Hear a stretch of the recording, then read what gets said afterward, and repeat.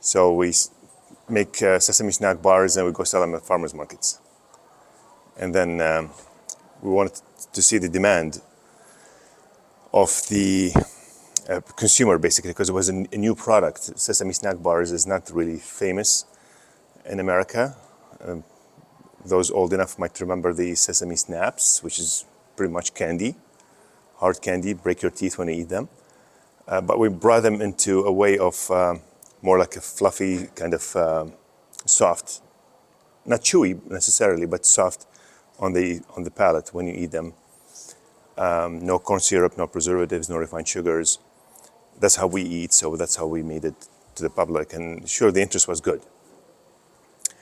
And then the challenge came when I told my wife, let's dip them in chocolate. Because we cut them by squares, and the brand is called Sesame Squared. So when we wanted to dip them in chocolate, that was a challenge, because we eat, ethical ingredients and everything natural. And many of the chocolates available in the market, especially the chocolate melts they're not really chocolate. It's filled with palm oils and it's vegetable fats. So the real chocolate needs tempering, and we had no clue how to temper chocolate. I'm an accountant with financial planning specialty, and my wife is an accountant. All we know about food is eating good food. So we ventured into tempering chocolate from books and YouTube videos, and that didn't go well. There's a lot of science behind it. And then I went in and became a chocolatier at the Belgian Chocolate School, because I don't let a challenge go by without solving the mystery. So for the young crowds, whenever you're faced with a challenge, just don't turn your back and walk away. Just challenge it, because that's the present situation in that you have to prove that you can manage and come out, on the other side, comfortable that you've done it well.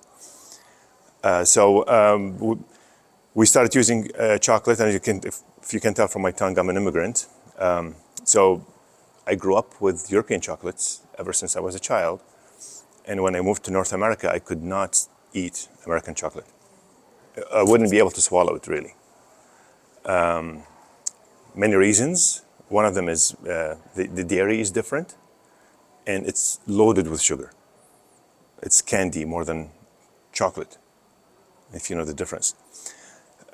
So we started using European chocolates in our products, and that was really good. And we progressed into making stuffed dates, which we won the highest award in the food business last year. It's called the Sophie Award, run by the Specialty Food Association in New York. It's a very national organization. It's been around for 55 years. And also, the stuffed dates won the award. And the Wall Street Journal wrote an article about us last year as one of 12 trending snacks in America. And MarketWatch.com put us as one of 5 top snacks in America on their website. Did we plan to be winners? No. We just went about our daily business and producing something that we like, that connects with the people who like what. Not everybody likes my product. A lot of people eat them and they say, ooh, not enough. Yeah, seriously, because there's not enough sugar for them. People are used to sugar. So that's a bean to bar chocolate. That was our first invention of bean to bar chocolate that we started doing in 2023, 2 years ago. And then we won the award. And ever along, we started just playing around. If you stop by my booth, you're not going to see single origin bars, because I don't like to compete with my fellow chocolate makers. So we make products that are different. Still bean to bar, but different approach. So we have the coffee-infused chocolates, both in milk and dark. We have the stuffed dates. The sesame products are not here. But, that's where we are right now. And in 2021, we took the advantage of COVID when we had the shutdown, and we built our own kitchen. So we moved out of the rental kitchen in 21. And now we have our own facility. And we thought, it's poor planning. We thought it's going to be enough for us as a hobby. but we grew to bigger than that. Now we have no space anymore to bring more equipment, and looking at to expand it to a bigger facility. So challenges faces the industry that sometimes make us pull back a step backwards. It's the cost of doing business, and especially the cost of cacao. It's seen an increase of 400% increase over the last 2 years. It's disgusting, if I may use the word, really. So that, not every consumer has that cash to buy. It's became like a liquid gold, that we call it now, the cacao, chocolate. So we try to play along. Some companies start adding palm oil instead of coconut butter, cocoa butter, or coconut oil. We don't do that. We want to stay firm on our approach to healthy ingredients and real chocolate. So don't be surprised when you see prices, people not gouging you, but that's what it is. We're taking actually a hit on our pricing. So one of our products is the infused chocolate coffee bark. It's a tin. It used to retail. We don't have a retail shop. We manufacture and sell to stores or online. So it used to retail at the shop for $12. Now it's retailing $23, and we are losing money in it. But I cannot sell it for $30. So we scaled back on production. We brought out smaller sizes to replace the big one. We're getting rid of the tin because the tin itself is like $250 empty. So we're bringing cheaper boxes, and it just, you don't know what to do, because you go to buy supplies and it's expensive on you. What you're selling, you're not going to be able to replenish your supplies at the same cost. So it's a challenge all around. So I think I've talked enough about myself. I want to hear back from you and answer any questions that you guys might have about chocolate, about the tasting. I don't know. Are those price increases mainly in the U.S. or worldwide? Worldwide. So what happened in 2023, it's a very good question, actually. A lot of people think it's because of the tariffs, but it's not. In 2023, West Africa, which produces about 65% of the cacao supplies in the world, between two countries, Ghana and Ivory Coast, they experienced heavy drought. And disease came to the trees because of the drought. It weren't healthy trees, so disease. So all the crop was not good, and they were throwing it in the garbage. That if there was any good crop. So this historically from 23, if you go back 55 years prior, the cacao prices have never went over $1,700 a ton. Historically, it's ever since they kept price, tracking on statistics. In 2023, it went over to $12,000 a ton. From 1,700 to 12,000. And every crop, there's like a harvesting twice a year. So every harvest, it depends on what they gather, the price is set. So it's been over between 12 and 13,000 the last couple of years. And this, and in not harvest season, we see the prices drops in the stock market to about 8,000, 7,000 a ton. But once harvest comes in, it hits up again. Now it looks promising. The new, because harvest season is now started in West Africa. And they think it's going to be surplus of good product. So now we're looking, hopefully next year prices will drop. But economists don't think it's going to be a good year anyway next year, because many consumers are still shocked in the prices. And so it takes probably a couple of years for the things to settle. Because even now they're harvest season, but when I buy supplies, my contract is still locked up at $12,000. So yeah, it's not pretty. Yeah. Actually, this summer was very bad in terms of sales. Yeah, every summer chocolate doesn't sell a lot because our season starts from the fall, from Thanksgiving all the way to Mother's Day, all the holidays that sells chocolate. You know, Christmas and Valentine's and Easter and Mother's Day. So the summer was very, very slow because we could sense the consumer had no money to spare for chocolate.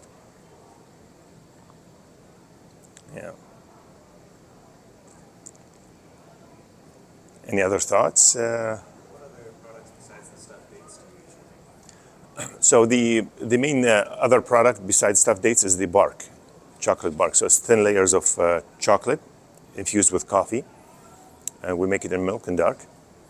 And then we have bonbons as well.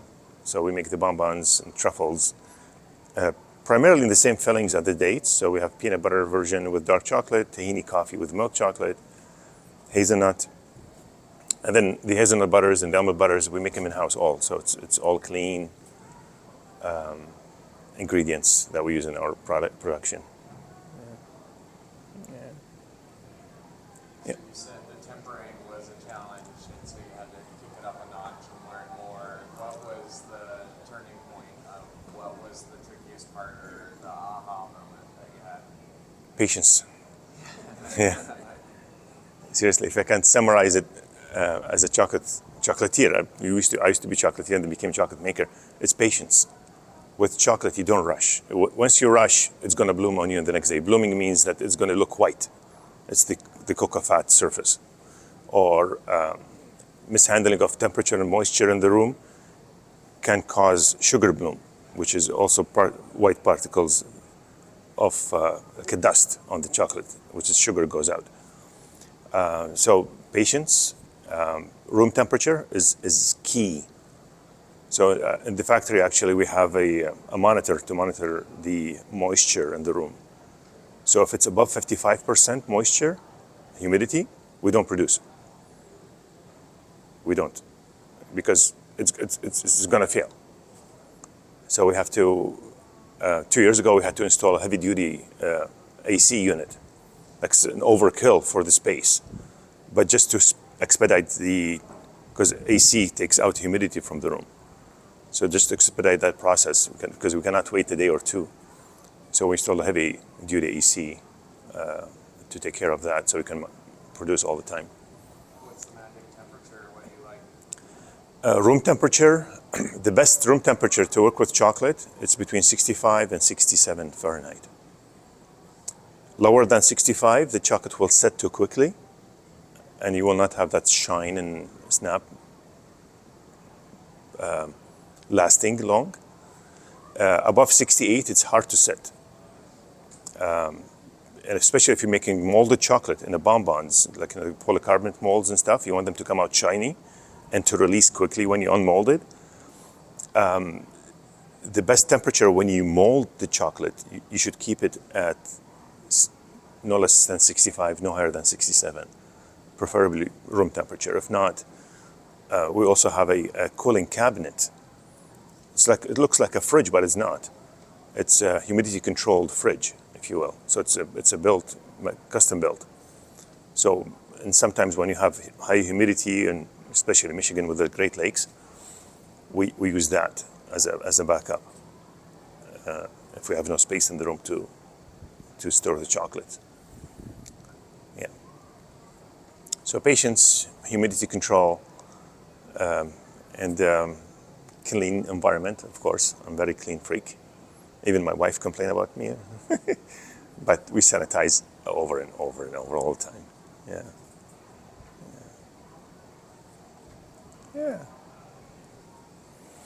Yeah, so 2 years ago when we applied for the award, I thought, okay, we have a unique product. Let's apply for an award.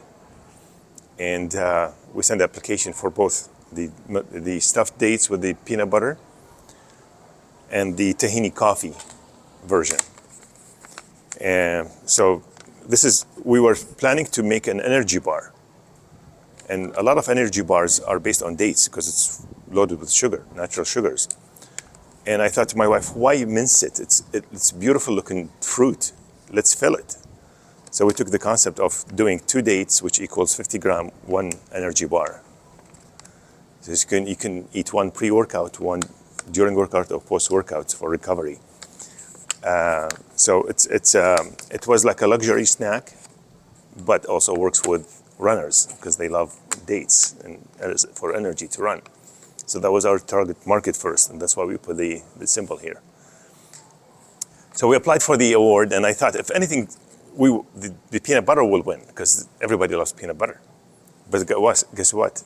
They decided the tahini coffee is the unique flavor, and we won the award. We competed against companies from all over the world, really, Italy, France, Far East, you name it, because it's an international award. So it was quite exciting to win it. And we go to the Fancy Food Show every year. We skipped this summer because it was not a good year to go for us. But that's when the attention grew, and the Wall Street Journal came and looked at it and wrote an article and all that stuff. So, yeah, challenging but exciting times. Yeah. Are you guys, anybody exploring the business to get into? No? Just like the good taste of chocolate? Yeah.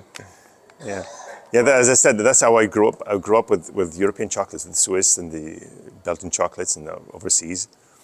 But when we moved to North America, it's like, this is not chocolate at all. And who started the trend of the bean to bar chocolate? It started in America, it wasn't Europe. I think two companies started. Manawa Chocolate in Hawaii was one of the leaders, and started, I think in 2010, they started doing the bean to bar chocolate. And also Dandelion Chocolate, I think, from California. I think these the two leaders, if I'm not missing anybody else. That's when the trend grew, and now the bean to bar chocolate goes to Europe for festivals and became international. But it started in America for the lack of good chocolate. So be proud, as I am. Yeah. All right. Any other thoughts? Any questions? What does the future look like? Other products or other things you want to explore? Yeah, so I get yelled at all the time. My wife yells at me all the time for coming up with ideas because I kind of develop the taste profiles of the products, all the R&D I do. The problem is human resources are very scarce these days. So when you come up with a product, you need to worry about packaging, marketing, people produce it, sourcing, and that's all challenges. So we have many ideas to implement, but it's on hold. Yeah.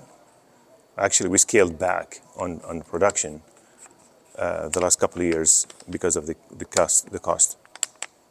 So we concentrate on the date because the bulk of the weight in this product is the date, not the chocolate. So I can maintain my price. So we scaled back on other chocolate products, just promote the healthy. It's healthy dates anyway. So, but that's the way the industry going. Hopefully next year will change. Hopefully we'll go back to normal. Yeah. So next year we'll have plans to do many of the chocolate infusion. So the lemon flavored chocolate, the orange flavored chocolate. Who remembers the orange chocolate bar? It was like orange oil in it. That disappeared. So we bringing that back out hopefully next year. Yeah, it was so good. Yeah, I'm born in the '60s, so I remember that, but you don't see it anymore in the market. I don't know why. Can I add to something what you said? Sure. Yeah. Future of cocoa should be completely different than what you enjoy today. Because I mean, the cocoa beans, it is known for thousands of years, and that's what Mayans and all those people, I mean, they enjoyed cocoa. Not the way that you are enjoying it today. So the cocoa should be, in my opinion, I don't know what the future is going, but I think it should be moving forward. Slowly people should go back to the roots and see how the Mayans enjoyed. We should start enjoying that way. Europeans, they came and they took the cocoa beans